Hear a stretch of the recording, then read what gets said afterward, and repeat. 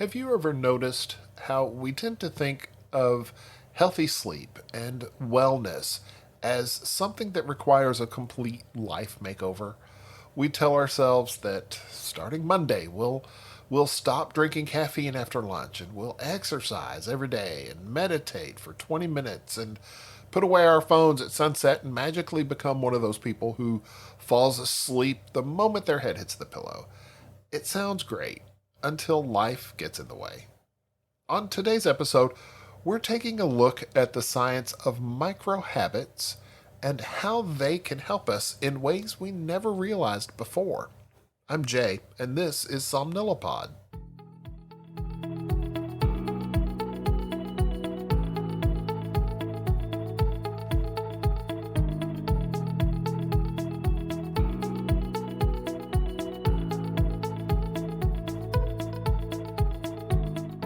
Hello, everybody. Welcome back. I'm so glad that you decided to join me today. We're actually going to be doing something a little bit different, something that I haven't done in the past with the podcast. I've been frustrated with myself for years about how my motivation to start new, healthy, positive things in my life comes and goes so easily. So I started looking into the science of motivation and habit forming. I came across the work of Dr. B.J. Fogg, who is the founder of the Behavioral Design Lab at Stanford University. He invented the concept of micro habits, and that's taking a desired behavior and making it impossibly small. So small that it can be anchored to your daily routines easily, to the point that it doesn't require willpower or much motivation at all.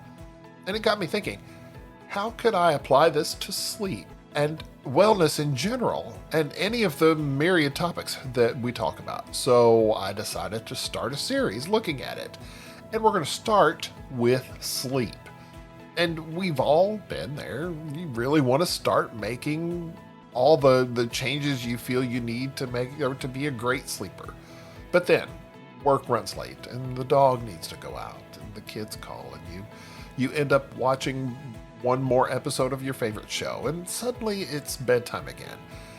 And I know it sounds familiar, you're in good company because it happens to all of us. And the good news is that improving your sleep doesn't usually require dramatic overhaul. That's why I like the idea of using micro habits in this case. Research in behavioral psychology suggests that they can help and they can make the transition to being a better sleeper much easier. Micro habit is exactly as it sounds. It's that tiny behavior that is so simple you can do it almost every day, even when you're tired and you're stressed and you're short of time. Instead of committing to a 30-minute meditation, you take 3 slow breaths before getting into bed.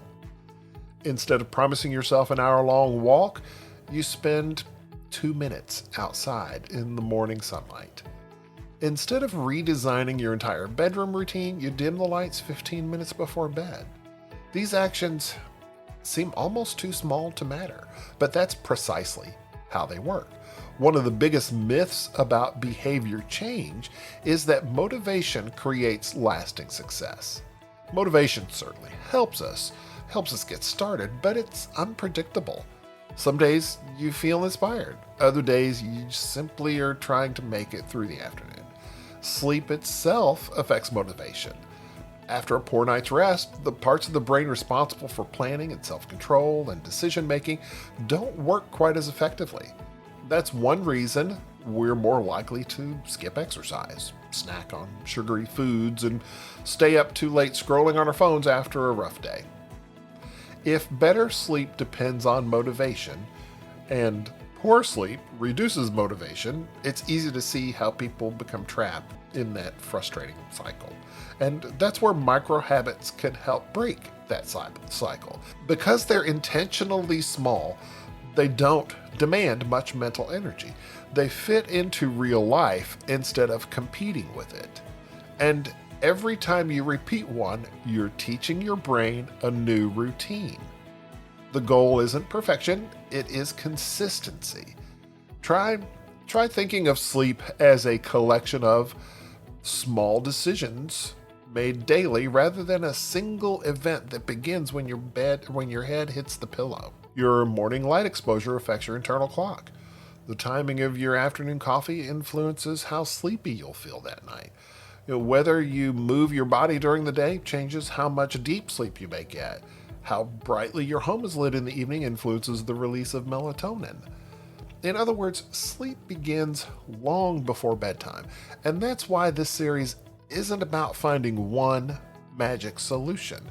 It's about discovering dozens of tiny habits that gently guide your brain and body toward better sleep. Over the next several months, we'll explore practical micro habits that take only a minute or two at the most, but can have surprisingly powerful effects when practiced consistently. We'll look at simple changes you can make in the morning, throughout the day, and during the hour before bed. None of them difficult, none require expensive gadgets, and most cost absolutely nothing. Will one small habit completely cure insomnia? Probably not. But dozens of habits repeated over months can create an environment where healthy sleep becomes much more likely. And that's the real promise of micro habits, not dramatic overnight transformation, but quiet, steady progress. And if there's one thing I've learned after decades of working in sleep medicine, it's that those quiet improvements are often the ones that last the longest. So today, don't worry about changing everything. Choose one habit. Maybe stop as you're walking to your car in the morning to go to work. And for a couple of minutes, just soak up a little bit of natural light.